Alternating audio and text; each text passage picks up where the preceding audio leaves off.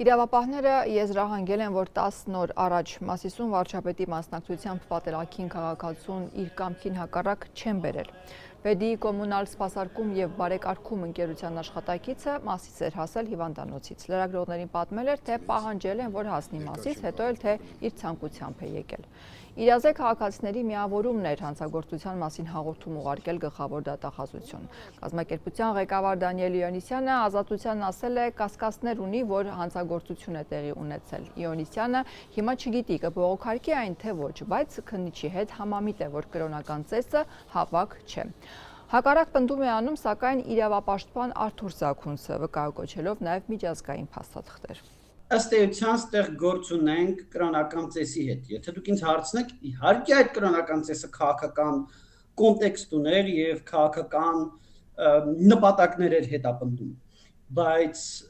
ամեն դեպքում հավաքների ազատության մասին օրենքի իմաստով ես կդժվարանամ պնդել, որ դա եղել է հավաք։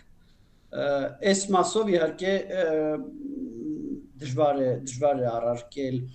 դատախազության եւ քննիչի մոտեցման հետ օրենսդրությունը որոշակի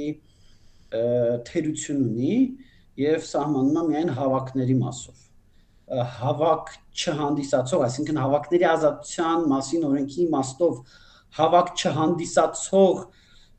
միջոցառումներին, այդ թվում քաղաքական միջոցառումներին մարդկանց մասնակցելուն պարտադրելը քրեական օրենսգրքի այս հոդվածով արգելված չի։ Քրեական օրենսգիրքը ունի բաց, թերևս քրեական օրենսգրքի այս հոդվածի ձևակերպումների վրա, երբ որ աշխատում էինք, ձեր խոնարհ ծառանել է այս ձևակերպումների վրա աշխատել, մեր մտքով չէր անցնում, որ կարող է Հայաստանում լինի իրավիճակ, որ կրոնական ծեսերը ունենան քաղաքական կոնտեքստ, քաղաքական նպատակներ եւ ըստ այդմ կրոնական ծեսերի մասնակցելու պարտադրանքի կոմպոնենտ։ Պատարակները իշխանել անվանեն կրոնական ծեսեր եւ այլն, ինքը հենց հավաքների ազատության տրամաբանության շրջանակում է տեղավորվում եւ բոլոր այն փորձերը մի կողմից, որ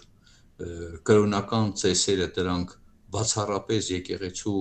ինքնավարության ենթակա գործողությունը եւ այդտեղ պետությունը որևէ միջամտություն կատարելու իրավունք չունի կամ որևէ մեկը, ապա դա նույնպես հիմնավոր չէ, որովհետեւ այդ հավաքները ընդհանրապես ցանկացած հավաքներին պետության միջամտությունը պետք է լինի միայն բացառապես օրենքով եւ նաեւ ուղղված լինի հավաքների ազատությունը երաշխավորելուն։ Եթե որևէ մեկը, ասենք, եկեղեցում կրոնական ծիսակատարության ժամանակ խոչընդոտի, ապա պետությունը պարտավոր է միջոցներ ձեռք առնի, եթե դիմում են այդ ահազանգում են այդ խոչընդոտման մասին, ապա հեռացնի այդ անձին այդ ծիսակատարությունից։ Եթե մարդիկ են ազատ գալիս այդտեղ, ապա ուրեմն մարդկանց հավաքների ազատությունը նույնպես պետության պարտականություն է։ Եվ այս կոնտեքստում, եթե անձին իր կամքի հակառակ խոչընդոտում են հավաքին մասնակցելուն կամ պարտադրում են հավաքին մասնակցել, ինքը քրեորեն հետապնդելի գործողություն է։ Սա պետք է հասկանալ։